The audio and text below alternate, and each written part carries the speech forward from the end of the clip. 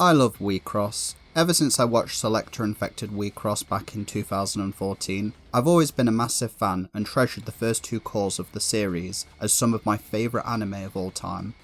I've bought the physical cards even when the game was never released outside of Japan, and it's impossible to play. While Lost Storage conflated Wixoss, the previous series left me a little disappointed. I'm here today to talk about the bold new direction for Takara Tomi's TCG franchise. Wixoss Diva Alive will be the fifth series of Wixoss. After 2 seasons of the Selector era and 2 seasons of the Lost Storage era, we are seeing something that seems entirely disconnected from what came before, and as a big fan of the franchise, I am hoping to answer some of the questions as to whether the upcoming series will be any good. Now before I start to talk about Diva Alive, I want to explain the general gist of the original. Girls were chosen by cards called lyrics to participate in selector battles to make their wishes come true. Chosen girls were called selectors, and those that could make wishes come true are called eternal girls. I've tried to keep this as vague as possible without spoiling the story because it generally is a really good series, and I highly recommend anyone who has not watched it to check it out. Now seemingly the new series completely changes that, according to a blurb I found. It now appears to be idol/VTuber based, with a virtual world called Wixoss Land, where the battles take place. This differs from the original where you could challenge another selector anywhere.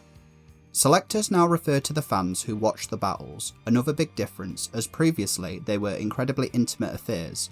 Girls were pulled into another dimension called the battlefield, with few to no spectators. Girls, instead of owning the lyrics, become the lyrics in this continuity, and battle in teams of 3, with them now being called Diva Battles instead of Selector Battles, with a focus not only on winning, but impressing the crowd.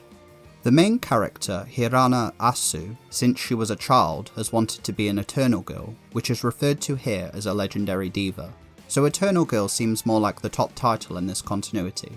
Think King of Games from Yu-Gi-Oh! Now first, I want to theorise whether this will have any connection to the previous series. In short, no. The original 4 series were more drawn on magic and supernatural elements. While I wouldn't describe it as a magical girl series, it did take inspiration from that style of genre. Diva Alive has seemingly discarded this in favour of a more recent and trendy virtual reality touch. I'm not inherently opposed to this. After 4 series of similar storytelling, it's nice that they are trying something different, though I do hope that there are some references to the originals. Also, when does this take place? Since we have an entire virtual world where loads of people can go to, I imagine that this would take place in some undisclosed time in the future. This can fit in with the original, though it would have to be many years in the future. Wixoss is described as having gone popular worldwide, while in the original it was seemingly just popular in Japan, so that lines up. But Wixoss must have been around for a really long time at this point. Hirana, who is a middle schooler, now is described as having an interest since a child. Now, I've watched the promotional video, which shows off footage of the new series. There isn't much to go off, flashes of our main characters battling, and some of the other teams that will be participating. However, there does appear to be some references to what came before. Hirana and Akino both appear to be wearing the same uniform that Suzuko wore in Lost Storage, which implies that they are attending the same school as she did. So that would support it being in the same continuity. A looser thread is that when appearing to log into the virtual reality, it's referred to as WISH-IN, or Wish In, which is of course a reference to the original. Even if we don't get direct ties, little references like this will make me happy as a fan. Now, I would describe the animation as being okay, and the style is fine. I wouldn't describe it as bad per se, but compared to the original, it does look a little bland and more generic to me. The original wasn't a top tier animation, but it had this claustrophobic atmosphere in every episode, like there was this creeping dread setting in, even in the positive moments. It elevated the series to something I'll never forget, and even in the original PV that was to sell the anime, you could always get this feeling. This one plays it much more safe, and it's hard to really describe since there is so little to go off. I could entirely be wrong in this section, but this is just my initial impressions. I was actually more excited when they showed off a short PV for a Wixoss set in school.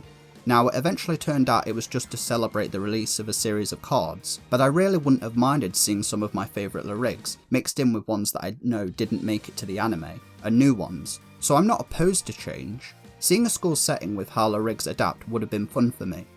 Now, I'm going to talk a little bit about the production staff, as it will hopefully give us more enlightenment as to whether the anime will be any good. Masato Matsuni, who has previously directed Chaos Dragon and Chronos Ruler, is directing the anime.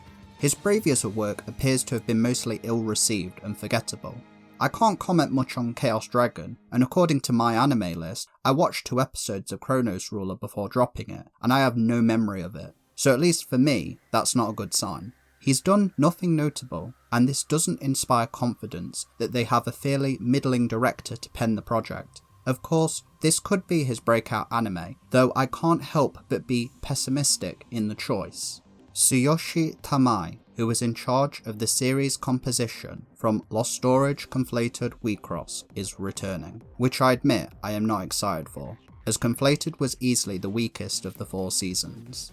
Structurally, Conflated was unable to tell a coherent story, and with the amount of lyrics being shown for Diva Alive, I am worried about how they will handle all these characters. The original had a much smaller and tighter cast, which allowed for a good exploration of their depth. Conflated, which had to juggle a cast of 2 separate anime casts plus a manga series, struggled to balance and left a lot of characters feeling pointless. Hopefully, he's able to do much better here. Since this series has no baggage from what came before, he should be less restrained in this regard. Shigure Ui designs the characters. She is a VTuber, which probably explains the heavily inspired virtual idol designs and direction. I must admit, I'm not a massive fan of any of the designs that they've shown so far. There appears to be more focus on fan service, and they look a little gaudy to me. The original also had skimpy designs at times, but they never felt upfront about it, nor were there any leering shots. It's entirely possible that when I start watching the series, I'll warm up to them though. Luckily, Maiko Uchi is returning as a composer. She has worked on every Wixoss anime, and she always puts together some amazing soundtracks, so I expect the same from Diva Alive, and it is easily what I'm most looking forward to. Now, there is a positive that I think that this series can do that the previous didn't. The prior Wixoss series always used the card game as a tool for telling stories, rather than as a vehicle to teach the game mechanics. Watching those series would not give you the knowledge to play the TCG.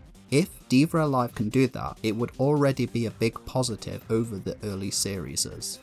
Now, interestingly enough, there appears to be a continuous theme here in Diva Alive. Selector Wixoss was about wishes, making what was impossible possible. Lost Storage was about memories, adjusting painful memories, discarding and even losing them. Here, in this anime, the theme appears to be dreams, from which there's a lot to play with. It can be incredibly hopeful, with the Hirana dream of being an Eternal Girl played throughout the show. However, I do wonder, Eternal Girl seems to be singular, so how will this factor into these team battle scenarios? Dreams can also be twisted and corrupted, and while what we initially see is light and cutesy, it could be concealing a more darker side to the show, more in line with the earlier series. I imagine it's not just going to be a battle amongst these teams throughout the anime, and there's probably some larger threat lurking in the background. For my final thoughts, I can't in good faith say that this series will be good. There's some warning signs from who is working on it, and the PV has not inspired a lot of optimism from me. There is also a lot of heavy hitter anime that will be airing in the same seasonal period, which will likely draw a lot of eyes away from it already. However, I also don't want to condemn this series before it even gets a chance to prove itself. It is entirely possible that this take on the franchise will be the breath of fresh air that it needs. It could even possibly be more like the originals and is just hiding that under the surface. Either I could see myself enjoying as a fan. I'm going into Diva Alive nervously hopeful, and I do plan to cover the series weekly when it airs. I also have a few video ideas about the original series, Selector Infected Wixoss, that I would like to put on the channel. If you enjoyed watching, consider leaving a comment and liking the video. Believe me when I say it really helps motivate us when we see a response from our audience. If you haven't already, consider subscribing to Twindera, where we do other videos covering anime and video games. Thank you for your time. Goodbye.